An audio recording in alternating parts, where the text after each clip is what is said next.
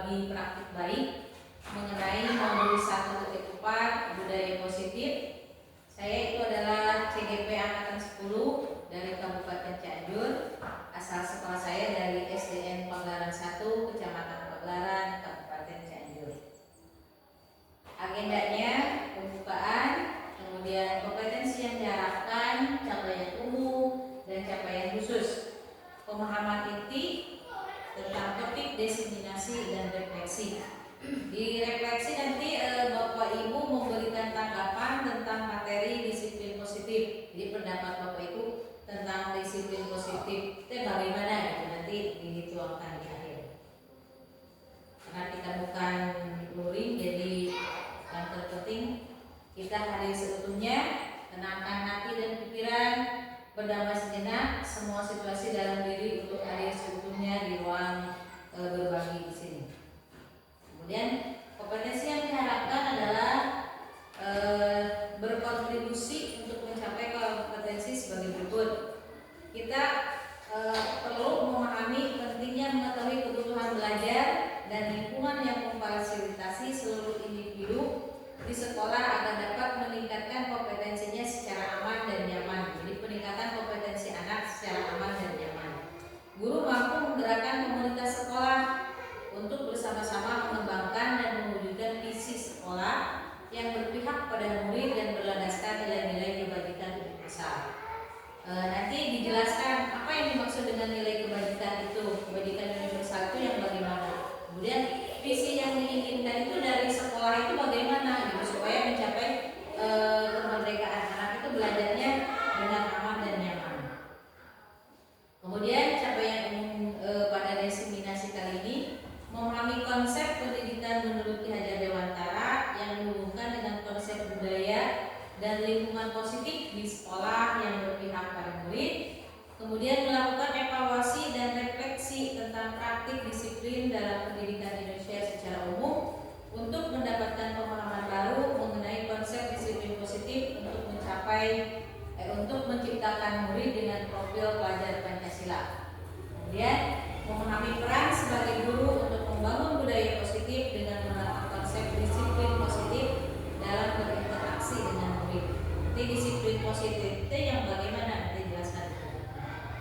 Itu untuk capaian umum. Ini capaian khususnya adalah mendemonstrasikan pemahaman para CGP itu di konsep budaya positif yang di dalamnya terdapat konsep perubahan paradigma, jadi pergeseran perubahan paradigma stimulus respon dan teori kontrol, 3 teori motivasi, perilaku manusia, motivasi internal dan eksternal, kemudian keyakinan kelas, hukuman dan penghargaan, 5 kebutuhan dasar manusia, 5 posisi kontrol guru, dan segitiga restitusi.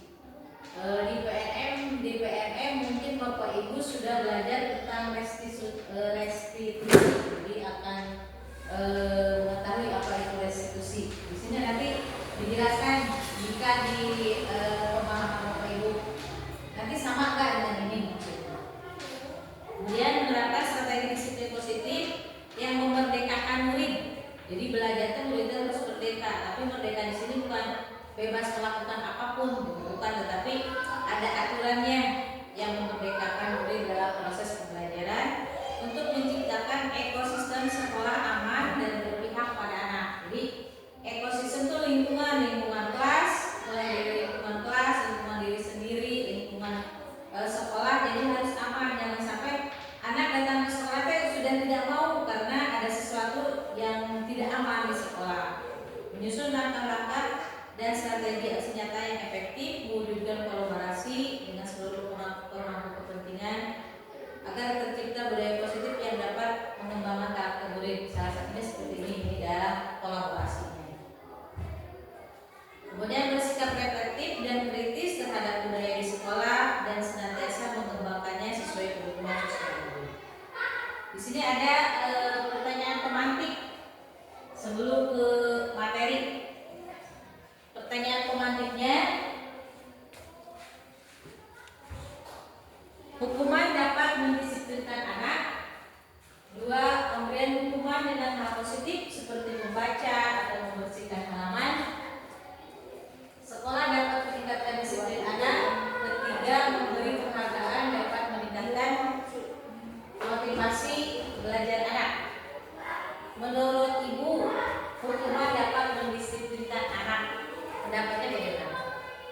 Nah, kemudian pemberian hukuman dengan hal positif seperti membaca atau membersihkan halaman sekolah dapat meningkatkan disiplin anak.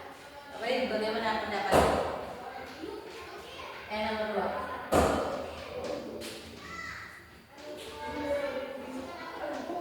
Di pemberian hukuman hal yang positif seperti membaca atau membersihkan halaman sekolah dapat meningkatkan disiplin anak. Setuju atau bagaimana pendapatnya? Dengan yang kedua. Atau yang ketiga, memberi penghargaan dapat meningkatkan motivasi belajar anak. Setuju atau enggak? Setuju. Maka rata-rata setuju ya. Kita ke materi berikutnya.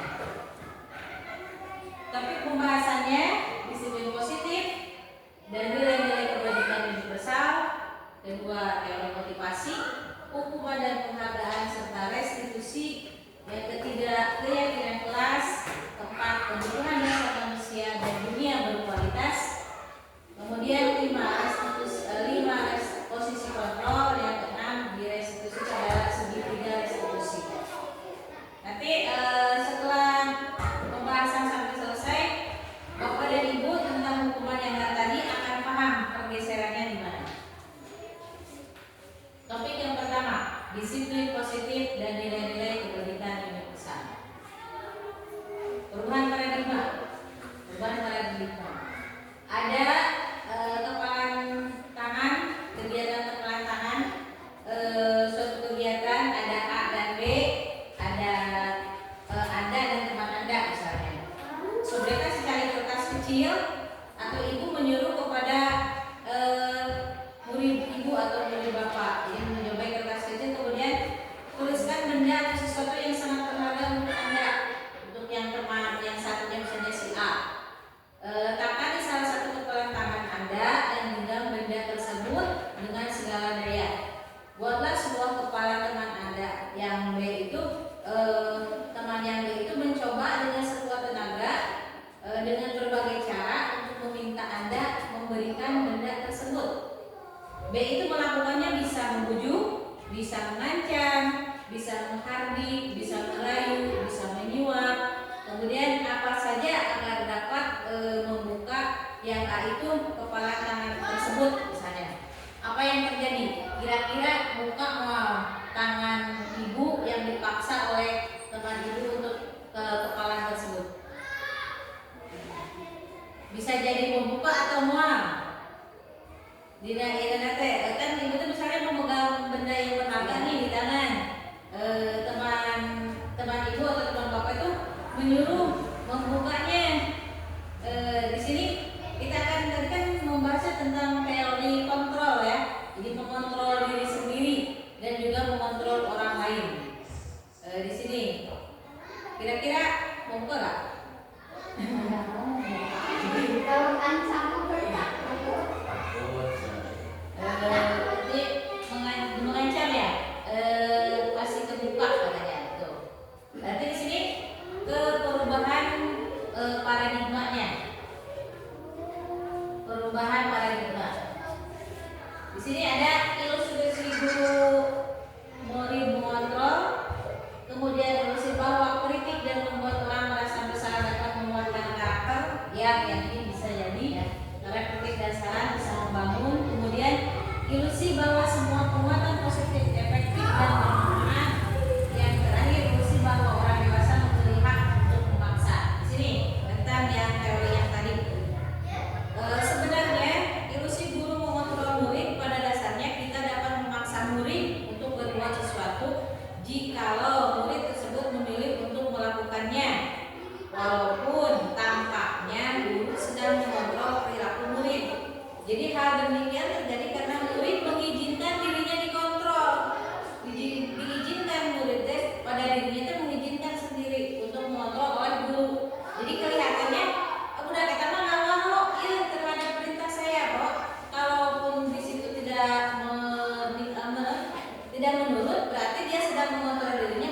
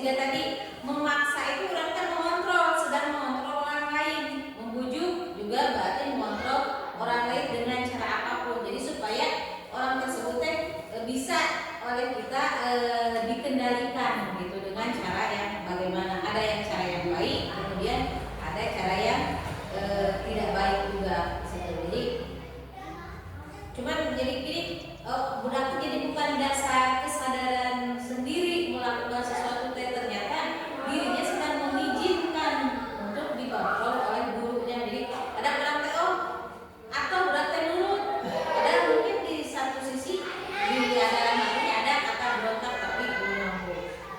Itu. Kemudian ke yang berikutnya. Jadi perubahannya ini, perubahan paradigma stimulus respon ke teori kontrol yang tadi. Siapa sesungguhnya yang memiliki kontrol di sini? Di sini ada stimulus respon yang biasa kita lakukan dan kita berubah ke teori kontrol ini. Kita mencoba mengubah orang agar kebanyakan sama dengan kita. Biasanya kita memaksa untuk melakukan hal tersebut supaya sama dengan kita. Di teori kontrol kita berusaha memahami pandangan orang lain tentang dunia. Jadi menyamakan persepsi. Jadi bukan kahayang kurang memang atau kudu dipahami ke orang lain, tetapi menyamakan persepsi. Jadi sama-sama paham tentang satu hal misalnya. Kemudian perilaku buruk dilihat sebagai suatu kesalahan. Di teori kontrol semua perilaku memiliki tujuan. Jadi harus ditanyakan dulu alasannya kenapa kamu melakukan ini. Seharusnya kamu tidak melakukan ini. Ada hal-hal yang lebih baik yang bisa kamu lakukan misalnya seperti itu. Kemudian orang lain bisa mengontrol saya di stimulus respon. Kalau di teori kontrol hanya diri kita yang mampu mengendalikan kita sendiri. Jadi orang jangan sampai kita mampu dipengaruhi orang lain. Jadi dalam kita harus punya keyakinan diri sendiri, keteguhan diri sendiri tentang hal sesuatu itu. Kemudian saya bisa pemaksaan ada pada saat bujukan gagal. Jadi lamun gagal sekali berarti maksana kedua harus lebih keras misalnya. Jadi seharusnya caranya bagaimana kolaborasi dan konsensus menciptakan pilihan baru di situ. Jadi harus berkolaborasi bagaimana cara menyelesaikannya tetapi bersama-sama. Kemudian berpikir menang atau kalah. Kita harus beralih ke teori kontrol dengan model berpikir menang dan menang. Jadi win-win solution istilahnya. Jadi misalnya di sekolah kita tuh ada masalah apapun itu. Jadi kita tidak bisa hanya menyalahkan orang lain saja. Karena ada gara-gara dia melakukan ini, maka ini terjadi. Jadi jangan sampai seperti itu. Jadi kita cari solusi. Lebih baik cari solusi. Ini tidak menyalahkan tapi win-win solution. Jadi yang ini tidak merasa disalahkan, yang ini juga tidak mau menyalahkan, tetapi solusi yang diambil untuk menyelesaikan permasalahan ini bagaimana. Kemudian tentang disiplin positif dari yang dibahas tadi, teori kontrol dan teori pilihan atau teori pilihan, menurut ilmuwan Dr. William Glasser yang ini yang tadi. Jadi Anda tidak bisa mengontrol orang lain, hanya Anda yang bisa mengontrol diri Anda. Jadi orang lain tidak bisa. Kemudian ke bawahnya semua perilaku yang ini tadi sudah memiliki tujuan sampai ke setiap orang memiliki gambaran yang berbeda. Nanti ini akan berhubungannya dengan 5 kebutuhan dasar manusia yaitu bertahan hidup, kekuasaan, kasih sayang, dan rasa diterima, kesenangan, kebebasan. 5 posisi kontrol guru atau kita dalam menyelesaikan masalah, baik menghadapi anak atau dalam hal kehidupan sehari-hari. Bisa kita sebagai pemukul, membuat rasa bersalah, teman, pemantau atau manajer. Kemudian dalam penyelesaian masalahnya kita bisa menggunakan segitiga restitusi.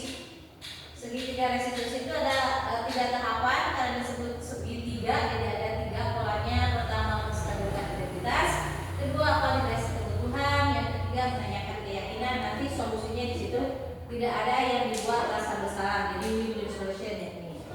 Kemudian cara motivasi untuk yang tadi, untuk menghindari hukuman, untuk mendapatkan imbalan atau untuk menghargai diri sendiri. Yang paling bagus yang untuk menghargai diri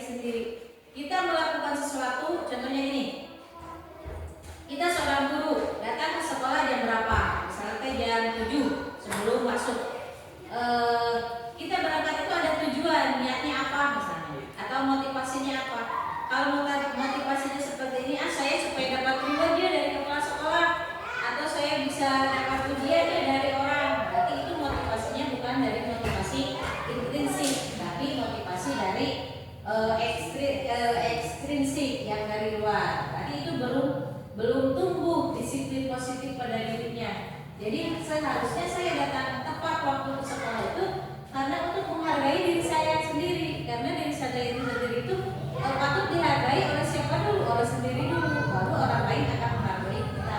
Kalau motivasi intrinsik itu tumbuh pada guru, nanti bisa menularkan caranya kepada anak didik kita, maka budaya positif di sekolah dan di kelas itu bisa terlaksana.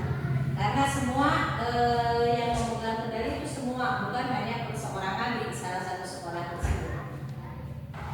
Jadi makna disiplin ini belajar kontrol diri dengan menggali potensi kita agar tercapai tujuan mulia, yaitu sesuatu menjadi seseorang yang kita inginkan berdasarkan nilai-nilai yang kita hargai. Kita patut dihargai oleh orang lain. Misalkan kenapa orang lain tidak menghargai saya? Berarti kita dulu hargai dulu kemampuan kita, hargai dulu kita mampu melakukan ini. Jangan sampai kita tidak mampu untuk melakukan itu. Jadi percaya diri dulu. Jadi motivasinya harus datang dari diri sendiri. Nih, yang berikutnya adalah makna kata disiplin, masih yang berhubungan dengan disiplin positif. Kata disiplin berasal dari bahasa Latin, yaitu disiplina, yang artinya belajar. Makna asal dari kata ini berkonotasi dengan disiplin diri dari murid-murid, kata Socrates and Plato. Kemudian disiplin diri membuat orang menggali potensinya menuju sebuah tujuan, apa yang dia hargai. Kemudian, namun dalam budaya kita, makna kata disiplin telah berubah menjadi sesuatu yang dilakukan seseorang pada orang lain untuk mendapatkan kepatuhan. Contohnya, karena dia disiplin, maka dia datang tepat waktu. Karena dia disiplin dan takut, berarti dia melakukan sesuatu sesuai perintah orang lain. Jadi masih mampu dikontrol orang lain. Seharusnya yang mengontrol diri sendiri adalah sendiri. Kecenderungan umum adalah menghubungkan kata disiplin dengan ketidaknyamanan, bukan dengan apa yang kita hargai atau mencapai sesuatu tujuan mulia. Jadi disiplin di sini kan ada aturan itu untuk dilanggar. Kalau yang melanggar aturan berarti tidak disiplin, sama biasa ada kalinya. Seharusnya pola yang seperti itu dirubah. Disiplin itu harus ada pada diri sendiri dulu. Yang ini adalah nilai-nilai kebajikan, karena disiplin akan berhubungan dengan nilai-nilai kebajikan universal. Apa itu yang dimaksud dengan nilai-nilai kebajikan universal? Adalah sifat-sifat positif manusia yang merupakan tujuan mulia yang ingin dicapai sebagai individu. Nilai-nilai tersebut bersifat universal dan lintas bahasa, lintas suku, lintas agama maupun latar belakang. Jadi oleh semua manusia yang berbahasa Indonesia atau yang berbahasa lain, suku bahasa manapun, terus agama apapun, latar belakang dari manapun, jadi setuju bahwa kalimat-kalimat kebajikan universal itu bertujuannya itu sangat baik. Jadi seseorang itu harus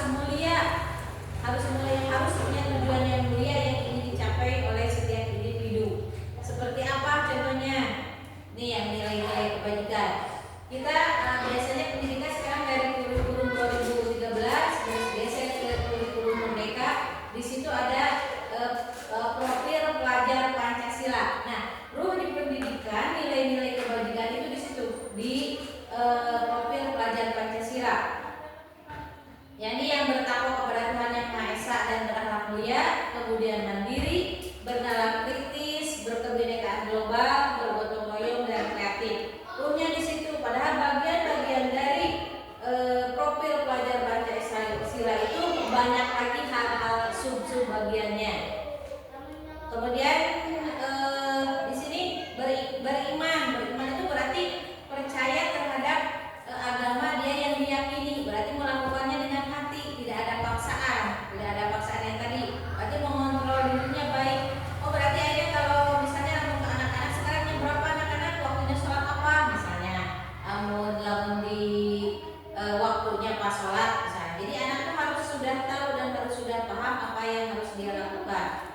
Kemudian bertakwa kepada Tuhan Yang Maha Esa dan berakhlak mulia, mandiri bisa melakukan sesuatu dan percaya pada diri sendirinya bahwa dia mampu untuk melakukan itu.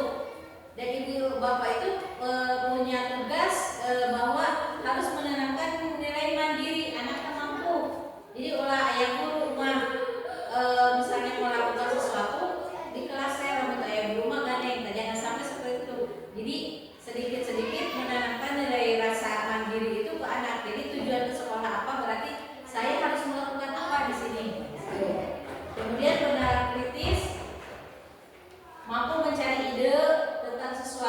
jadi tidak mencari apa? Ide itu tidak mentok, tetapi ada yang lain. Berkebinekaan global, menerima perbedaan yang ada. Jadi untuk sarwa yang orang yang berbeda pendapat nggak apa-apa, orang berbeda pilihan nggak apa-apa. Jadi yang sampai memaksakan orang lain untuk sama dengan kita, bergotong royong, mampu bekerja sama, budak-budak yang mampu bekerja sama, dunia mampu bekerja sama, berkolaborasi dengan tujuan memajukan pendidikan minimal ada di sekolah tersebut atau di kelas tersebut. Nanti lebih tingginya kita berkolaborasi lagi dan tujuan pendidikannya sampai Indonesia itu mencerdaskan kehidupan bangsa. Jadi harus cerdas. Kemudian kreatif itu banyak ide, banyak mau. Jadi cukup ilmu hese, ilmu susah enggak. Coba aja dulu. Setelah mencoba nanti pasti mau, pasti senang. Itu tentang yang pertama, disiplin positif. Yang kedua adalah topik yang kedua, kita kan bahasnya 6 ya Bapak Ibu, jadi lumayan. Jadi baru kedua. Kedua itu adalah teori motivasi, hukuman, penghargaan dan restitusi, dari yang berhubungan lagi dengan yang tadi. Masih berhubungan dari yang topik yang pertama, karena ini saling berhubungan makanya tidak bisa dipisahkan. Dari tadi yang pertanyaan pematik yang awal, teori motivasi perilaku manusia. Untuk menghindari ketidaknyamanan atau hukuman, apa yang akan terjadi apabila saya tidak melakukannya? Jadi orang terang karena menghindari hukuman atau menghindari teguran dari kepala sekolah, maka saya melakukan tugas sesuai tepat waktu. Berarti itu motivasinya dari luar motivasinya. Atau untuk mendapatkan imbalan dari orang lain atau dari institusi atau dari lembaga. Apa yang saya akan dapatkan apabila saya melakukannya? Misalnya jika saya datang tepat waktu ke sekolah, berarti apa yang saya dapatkan? Berarti juga sama, motivasi eksternal. Yang ketiga adalah ini yang paling penting, yang seharusnya ini ada di tujuan disiplin positif, yaitu untuk menghargai diri sendiri. Saya akan menjadi orang seperti apa bila saya melakukannya? Kalau datang setiap pagi tepat waktu, masuk kelas tiap waktu, pulang sekolah tiap waktu, misalnya, di situ ada motivasi internal. Jadi dari tujuan disiplin positif tersebut. Kata merdeka, menurut Ki Hajar Dewantara, artinya adalah tidak hanya terlepas dari perintah, akan tetapi juga cakap memerintah diri sendiri. Apa yang saya harus lakukan? Apa yang saya harus tidak lakukan? Apa yang saya harus perbuat? Itu cakap memerintah diri sendiri. Jadi untuk memuat di batur, naik pakai kurang naon misalnya, jangan seperti itu, tapi kendalikan, cakap mengendalikan sendiri, memahami diri sendiri. Saya mampunya apa? Berarti kalau saya mampunya di bidang A, saya akan kerjakan yang A. Nah dari situ, jadi merdeka di situ tidak hanya terlepas dari perintah, tetapi juga cakap memerintah diri sendiri. Itu menurut Ki Hajar Dewantara. Dan kata merdeka di sini yang menurut Ki Hajar Dewantara ini yang digunakan dalam kurikulum merdeka. Kemudian apa itu restitusi? Restitusi adalah proses menciptakan kondisi bagi murid untuk memperbaiki kesalahan mereka sehingga mereka bisa kembali pada kelompok mereka dengan karakter yang lebih kuat. Di restitusi itu adalah proses penyelesaian suatu masalah. Jadi kita, ibu punya masalah atau bapak punya masalah di kelasnya, biasanya kan suka berkolaborasi atau ngobrol dengan guru yang lain. Saya dikasih punya masalah nih, teman yang ini suka iseng aja ke teman sebangkunya. Nah, buku dicoretan atau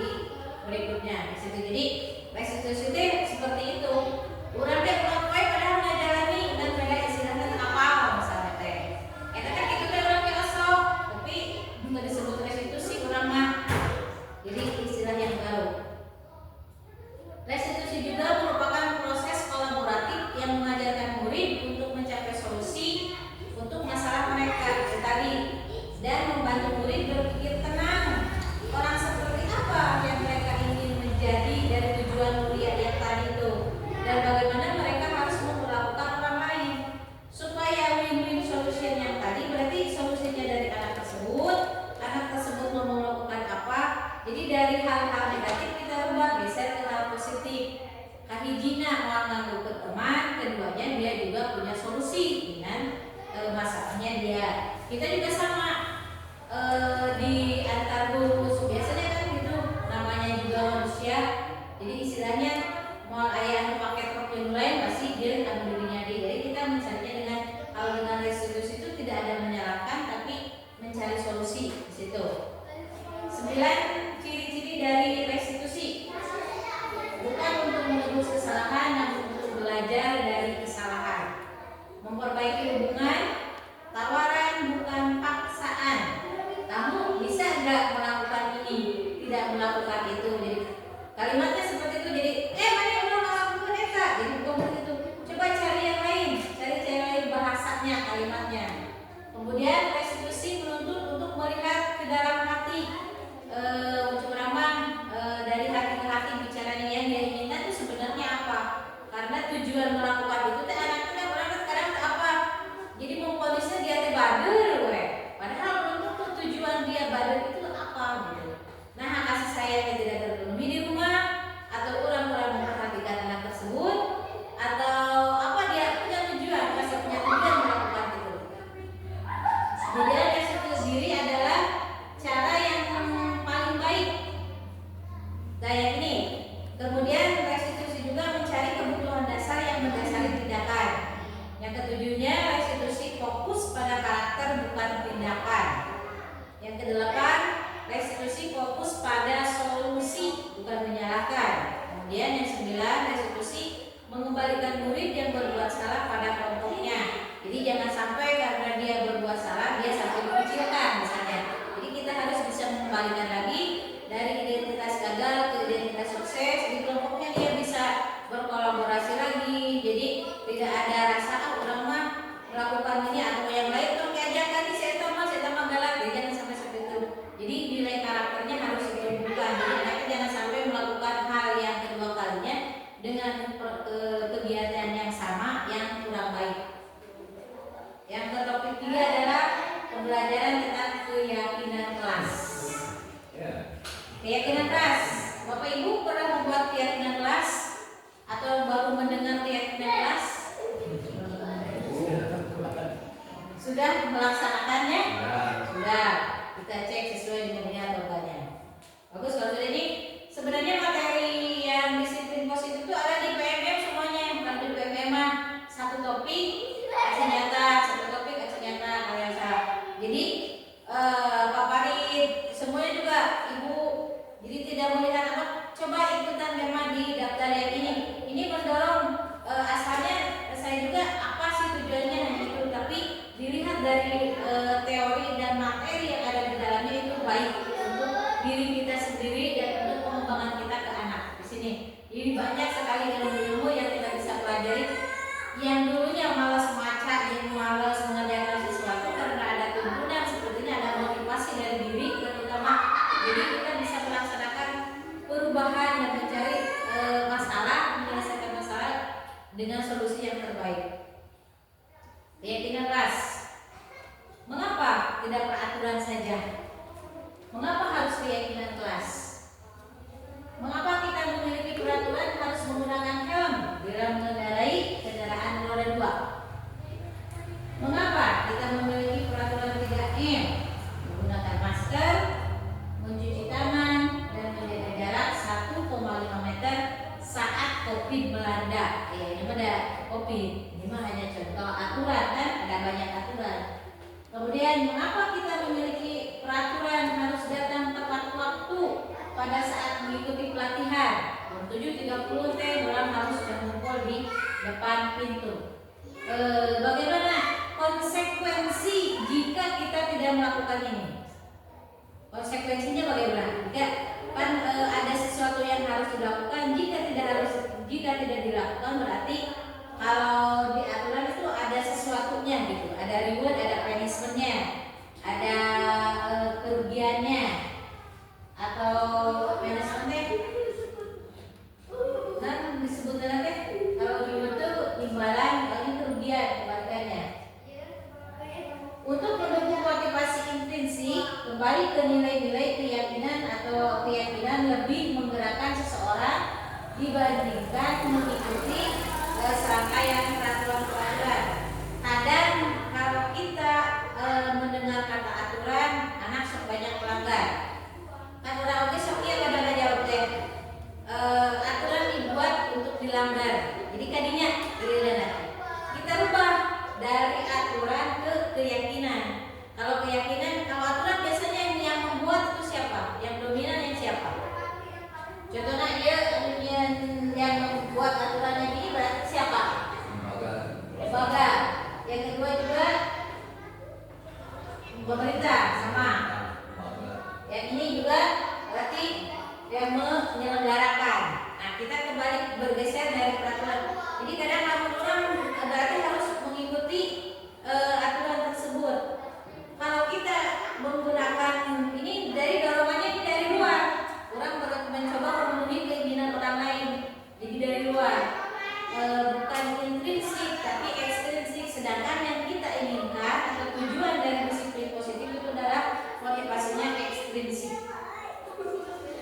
Dari sini, apabila peraturan di kelas dirubah ke keyakinan kelas, misalnya hari Senin nih kamu harus memakai apa pakaian, kemudian kamu datang ke sekolah harus jam berapa. Kalau di aturan kayak gitu bisa saya nempel peraturan.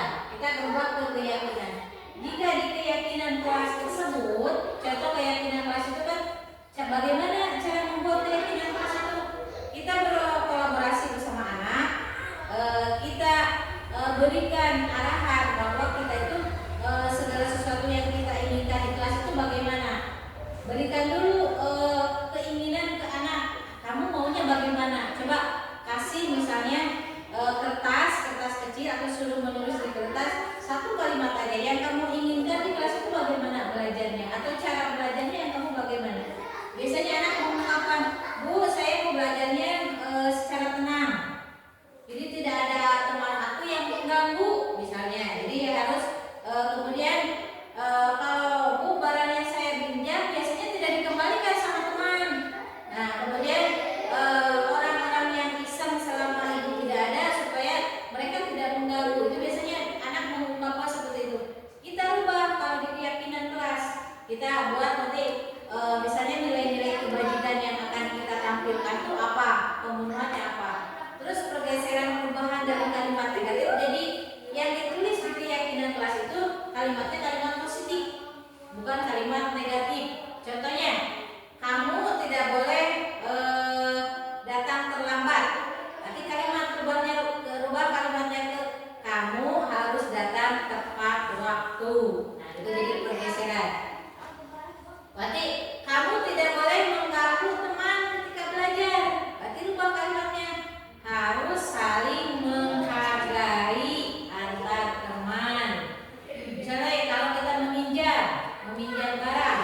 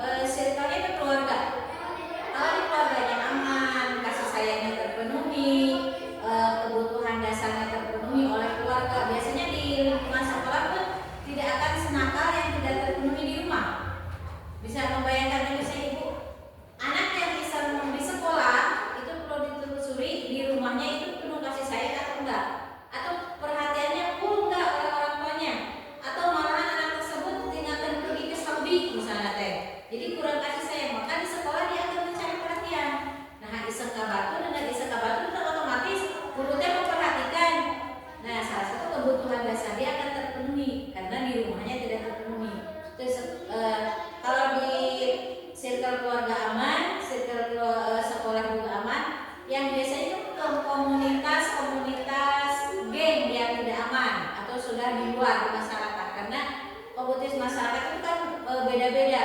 Jadi kadang anak lebih patuh terhadap komunitas yang dia ikuti daripada patuh pada orang tua. Makanya banyak anak-anak yang biasanya membangkang ke orang tua daripada lebih baik digebukan ke babaturan anak, jadi nurut ke babaturan anak daripada nurut hidup babaturan. Jadi orang teh menyiapkan budaya positif, jangan sampai anak memilih yang itu, jadi harus bisa memilih yang lain. Ini adalah video yang saya buat. Itu suaranya dari saya.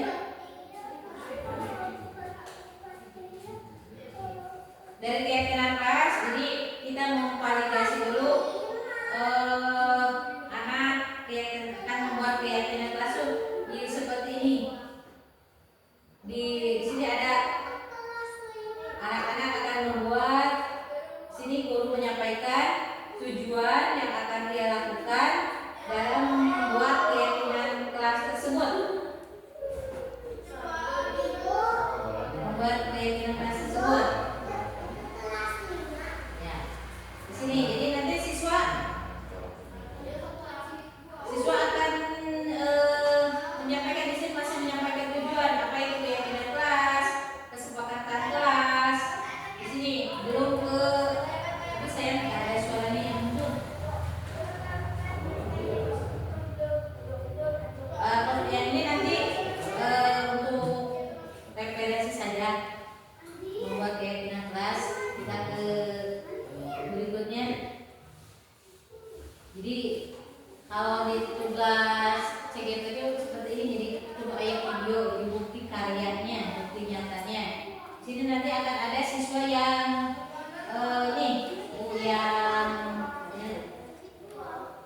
siswa diberikan kertas. Nah, begini, kalau ada sticky note itu kasih satu-satu. Ini anak tuh suruh menuliskan keinginan dia itu apa selama di kelas. Kalau dia tidak mampu, biasanya anak kalau disuruh mengungkapkan biasanya malu-malu. Kadang juga guru juga seperti itu.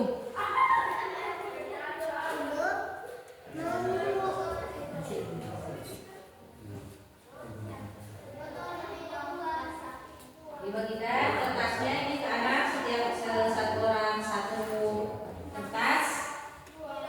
Disuruh menuliskan keinginan dia.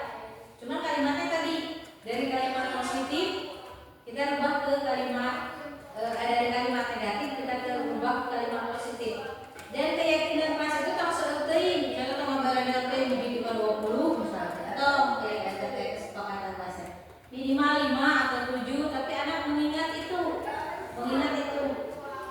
Banyak juga kan percuma kalau tidak diindahkan oleh anak dan oleh kita. Jadi anak di sini disuruh menuliskan keyakinan kelas tersebut. Nanti jika sudah, anak akan menempel, suruh menempel.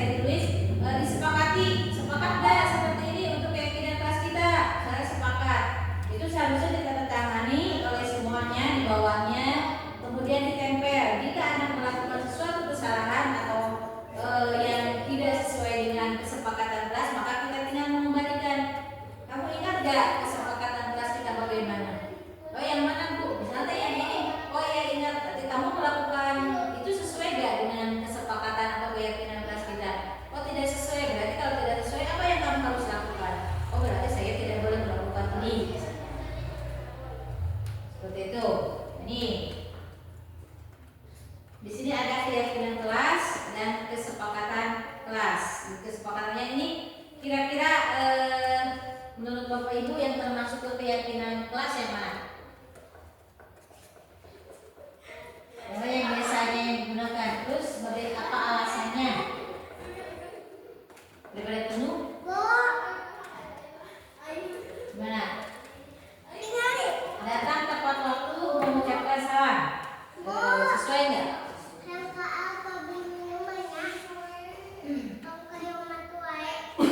Benar, datang tepat waktu mengucapkan salam. Itu keyakinan atau aturan misalnya? Menjaga kebersihan sekolah, menjaga kebersihan sekolah, berdoa sebelum dan sesudah kegiatan, aktif dalam pembelajaran. Kami guru dan murid yakin bahwa kita harus saling menyayangi. Kami murid yang semangat belajar. Bisa untuk kesepakatan kelas bawah kan, maksudnya kalimat itu harus ringan, yang mudah dipahami. Gitu. Misalnya yang cocok gitu di kelas 1. Keyakinan kelasnya, keyakinan kelas. Kalau kita membuat keyakinan kelas, kalau berdoa sebelum dan sesudah belajar itu pasti ya. Pasti. Dan yang lainnya apa? Yang lainnya? Menjaga kebersihan. Berarti jika anaknya membuang sampah sembarangan, maka kita kembalikan ke keyakinan kelas kita. Kamu ingat gak bahwa kita itu harus membuang sampah pada tempatnya? Bisa berarti nanti anak yang mengambilnya yang merasakan seperti itu. Lalu ada yang lain di keyakinan kelas yang sudah dibuat? Yang sudah dibuat datang tepat waktu. Datang tepat waktu. Menjaga kebersihan sama. Yang sama ini mulai tepat waktu, gurunya jadi telat. Guru masalah. Berarti di situ juga guru sesuai paradigma ya, sesuai keyakinan. Berarti nanti kita bergeser dari sini ke tabel T dan tabel Y. Apa itu tabel T dan tabel Y? Dari keyakinan kelas yang tadi. Ini ada tabel T. Jika kita mengagumi, misalnya mengagumi, maksudnya mengedepankan nilai kebajikannya itu hormat. Nilai kebajikannya hormat. Dalam tabel Y, ini bentuknya Y, jadi ada terdengar. Bagaimana hormat itu terdengarnya bagaimana? Kemudian terlihat itu kalau hormat kita kepada orang lain itu bagaimana? Kemudian yang satu lagi adalah dalam berperilaku hormat itu yang bagaimana? Kita masukkan ke tabel ini. Hormat jika nilai kebajikan universal tentang hormat dari turunan profil pelajar Pancasila itu kita bisa ambil hormat. Kalau hormat itu terdengarnya kami meyakini bahwa sangat penting untuk menghormati semua orang dan barang milik orang lain. Ini dihormat. Kemudian nilai kebajikannya bekerja. Kami meyakini bahwa sangat penting untuk mengerjakan segala pekerjaan atau mengikuti kegiatan yang telah ditugaskan, diterima dan dimiliki. Kami meyakini bahwa sangat penting untuk merasa diterima pada suatu kelompok dan saling peduli satu dengan yang lainnya. Nanti kita cek yang terdengarnya bagaimana. Kemudian dihormati tabel T.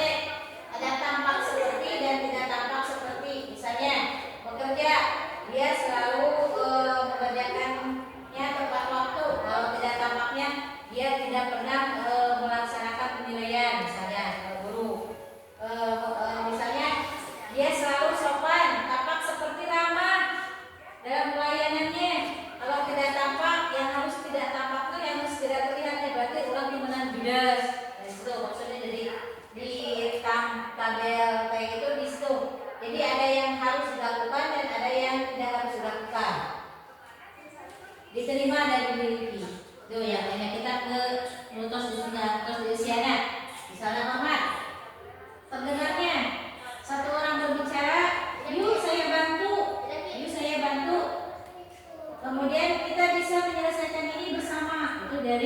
terdengar. Jadi kalimat nanti untuk memojokkan seseorang. Mana yang gak bisa dia sana. Jangan seperti itu. Jadi kita rubah anak kita sama seperti itu. Yuk saya bantu sini. Nah, kita untuk sadar kan manusia juga ada sisi baik, ada sisi jeleknya, tapi sebaiknya sisi positif yang ditampilkannya. Kita bisa selesaikan ini bersama, tapi yang meminta tolong juga kadang tidak tahu situasi ya. Orang-orang yang lagi sibuk atau lagi apapun, orang tersebut minta tolong, itu perlu dibantuan. Seharusnya baca situasi juga gitu. Berarti harus tampak dan tidak tampaknya bagaimana. Gitu. Kemudian kalau itu terdengarnya kita meminta bantuan itu harus permisi, atau kalau kita lewat itu permisi. Kalau kita meminjam, nanti jadi berbeda. Boleh saya pinjam? Atau nanti saya akan kembalikan ya. Biasanya kan itu yang terdengarnya dengan kata hormat. Berarti kita menghargai, menghormati orang lain. Itu lihat berempati terhadap perasaan orang lain, memegang barang milik orang lain hanya dengan izinnya. Kalau kita tidak ada izin berarti tidak diambil.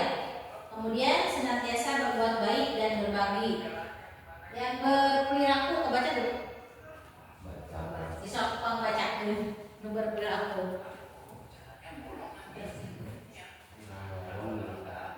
Tersenyum ramah. Akan bekerja dan memang guru ya. Iya, kita tersenyum ramah, yang berperilaku, ya. Memberikan salam. Berjabat tangan. Ya. Namaste dalam bahasa ini nama. Meletakkan tangan dada, lakukan itu, ya.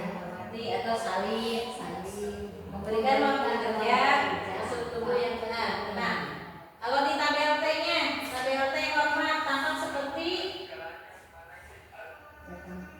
datang tepat waktu, berarti yang tidak tampaknya harus ya. Kemudian menyapa teman dan guru setiap hari. Taat cukup pada teman dan guru. Ya, kemudian hormat tampak seperti mengembalikan barang teman yang telah dipinjam dan mengucapkan terima kasih. Tidak tampaknya tidak mengembalikan barang yang telah dipinjam dan tadi harus ke anak itu harus diulang terus tidak keyakinan kelas itu teh. Muntiasa mah ada mata beli, kemudian dilanjutkan dengan tabel P. Nih pelan-pelan. Nilai kebajikannya sebelah sini di keyakinan kelas. Selalu kembalikan buku ke tempatnya. Berarti keyakinan kelasnya kita menanamkan tanggung jawab. Kemudian dilarang mengganggu orang lain. Berarti di keyakinan kelasnya kita harus menghormati orang lain. Hadir di sekolah 15 menit sebelum pembelajaran dimulai. Berarti komitmen kita. Kemudian dilarang melakukan kekerasan. Berarti kita dalam ini menjaga nilai kebajikannya adalah keselamatan, menghormati orang lain. Dilarang menggunakan narkoba, berarti tujuannya menjaga kesehatan. Ya. Kemudian menggunakan masker, berarti sama kesehatan dan keselamatan. Kita nih bergantian atau menunggu giliran, menghormati orang lain dan bersabar. Itu belanja lembut. Walaupun kita punya orang dalam, tapi tetap kita harus menunggu giliran. Jangan berbalik di kelas atau koridor. Kenapa? Karena demi keselamatan dan keamanan. Ini yang tadi, yang contoh yang pertama, ini hukuman atau bukan?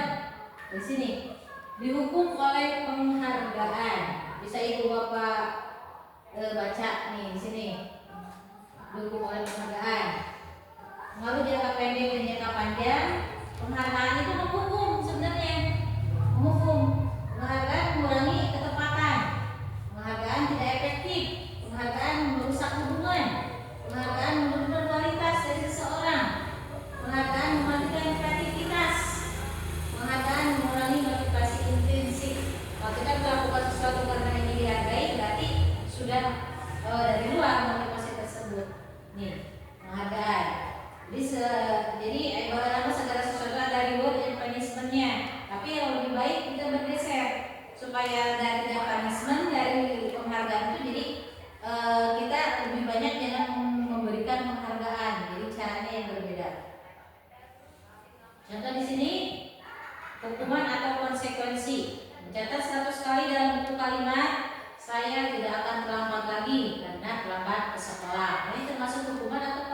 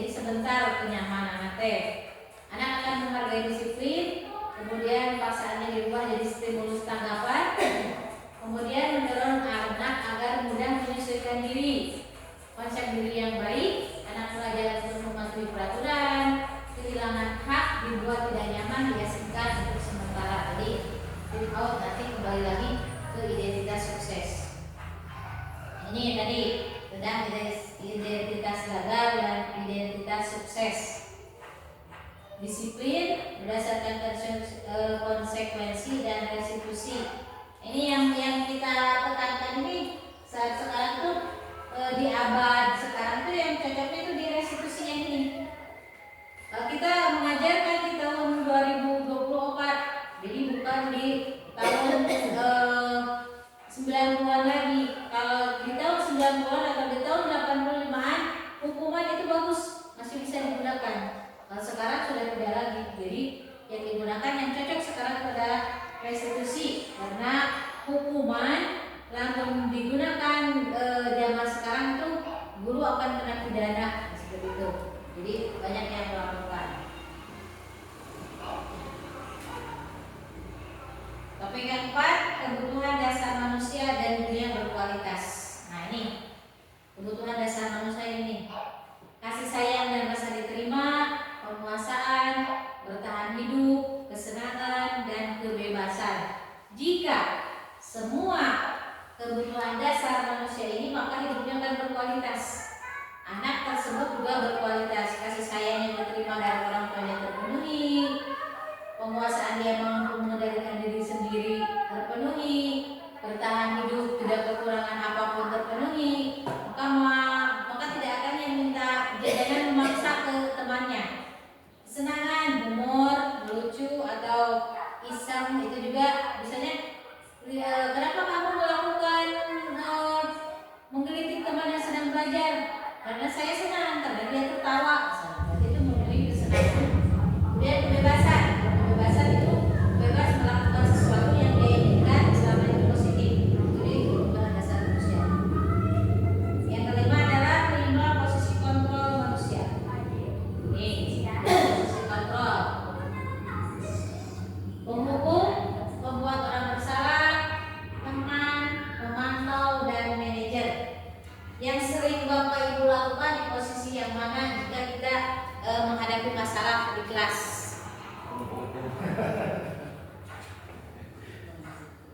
Yang mana? Nah, menghukum. Ini kalimat-kalimatnya di sini ada yang menghukum yang seperti ini. Misalnya, kalau kamu tidak melakukannya, awas ya, rasakan. Itu ada nada ancaman. Kalau di pembuat rasa orang bersalah itu nadanya lebih lembut. Kamu seharusnya kamu sudah tahu, ibu lebih satu kali mengatakannya. Ibu stres, jadi udah ngeluh mendingan.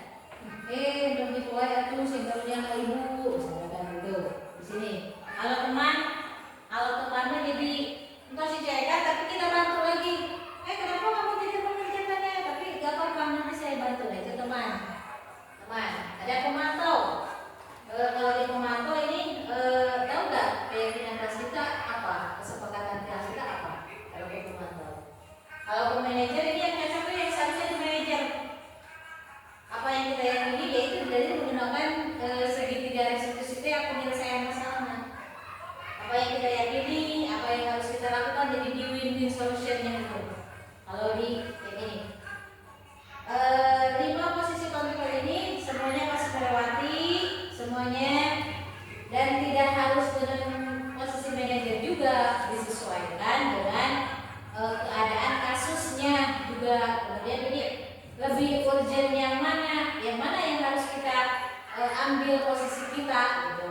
Ini sudah kelewatan, kita pun jadi bawa teman, nanti anak itu bisa melunjak kita karena kita guru jadi bisa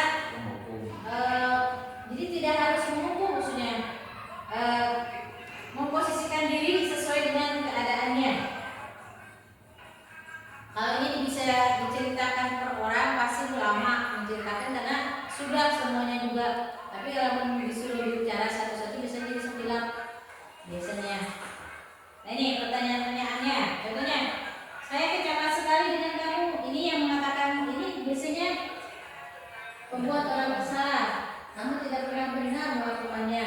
Berarti kita sedang ada di posisi penghukum. Ayolah lakukan demi ibu. Berarti kita sedang berada di posisi teman. Apakah kamu mau mendapatkan stiker bintang hari ini? Berarti itu di memantau. Bagaimana kamu bisa menyelesaikan masalah ini? Ini di manajer. Kamu selalu yang paling terakhir. Nulis hayo yang terakhir nah. Betul bagus ke mana? Ini cari garis wae. Berarti itu menghukum. Satu topik lagi, segitiga restitusi. Yang terakhir nih, jadi penyelesaian masalah.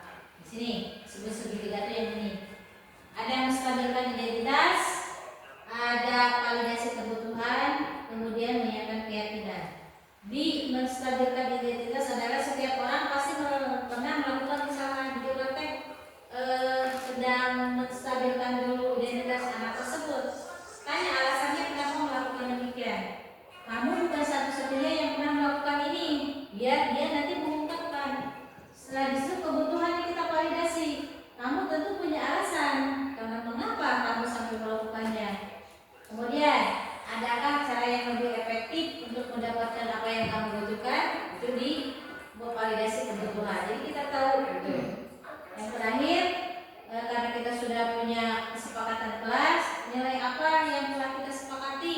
Berarti anak nanti akan menyebutkan. Dan terakhir, kamu ingin menjadi orang yang seperti apa? Terus apa yang harus diperbaiki? Kalau kalimat-kalimatnya seperti ini, berarti yang terakhir itu menanyakan keyakinan kelas. Biasanya Bapak Ibu menyelesaikan masalah mengikuti restitusi, tapi kadang ke semua hiji dua tilu. Tapi kadang langsung menanyakan keyakinan. Soalnya begitu orang lagi cerita dengan oke misalnya tegas keri-keri, namun ditanya dari awal misalnya tidak bisa mengungkapkan. Jadi penyelesaiannya yang terakhir, ngomong kelas atas mah. Tapi ini hanya idealnya seperti ini. Di sini untuk menstabilkan identitas seperti yang tadi, berbuat salah itu hal yang manusiawi. Contoh-contoh kalimatnya, tidak ada manusia yang sempurna. Bapak Ibu juga buat salah. Kita pasti bisa menyelesaikan permasalahan ini. Kemudian Bapak Ibu tidak tertarik untuk mencari tahu siapa yang benar dan siapa yang salah. Bapak lebih tertarik menyelesaikannya. Nah, kesana menyelesaikannya. Jadi salah mana, tapi kita harus bagaimana cara menyelesaikannya. Kemudian kalau kamu terus menyalahkan diri sendiri, apakah kamu bersikap baik terhadap dirimu? Ini menstabilkan identitas. Berikutnya validasi kebutuhan. Kita menanyakan.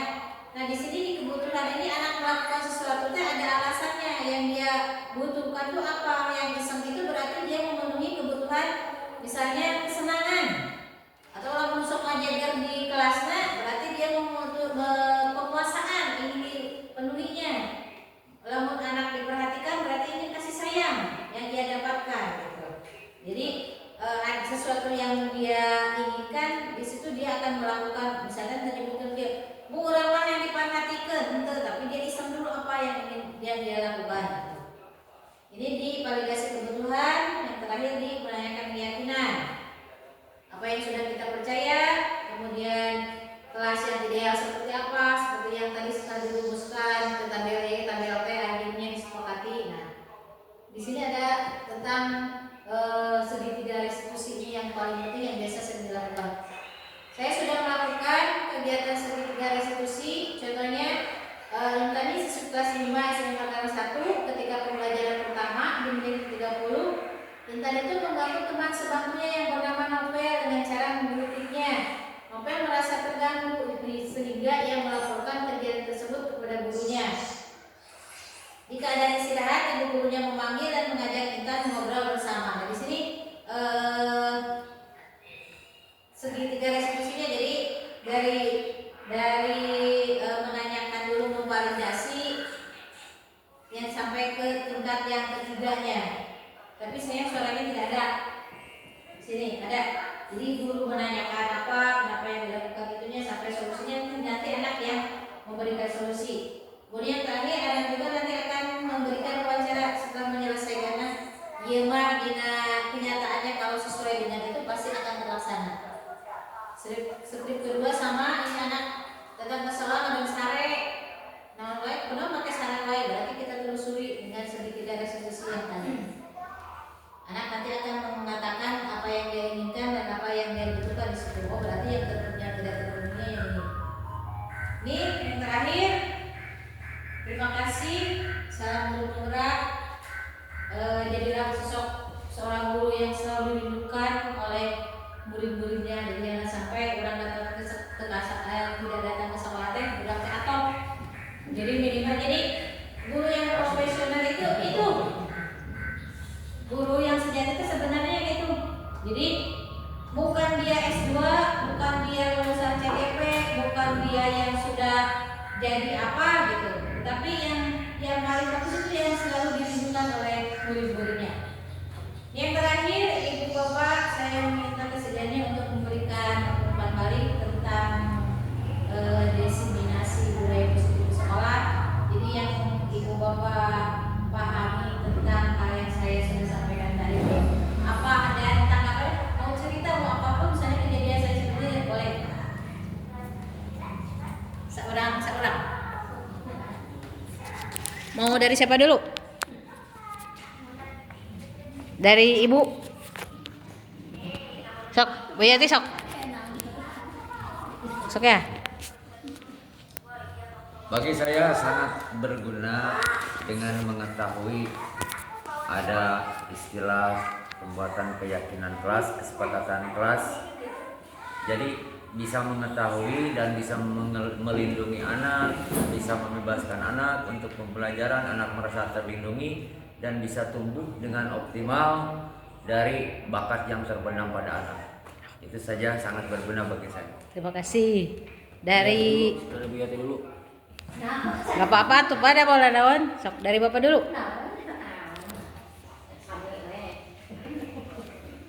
Bisa membedakan. Saya sangat bangga dengan adanya Diseminasi diseminasi yang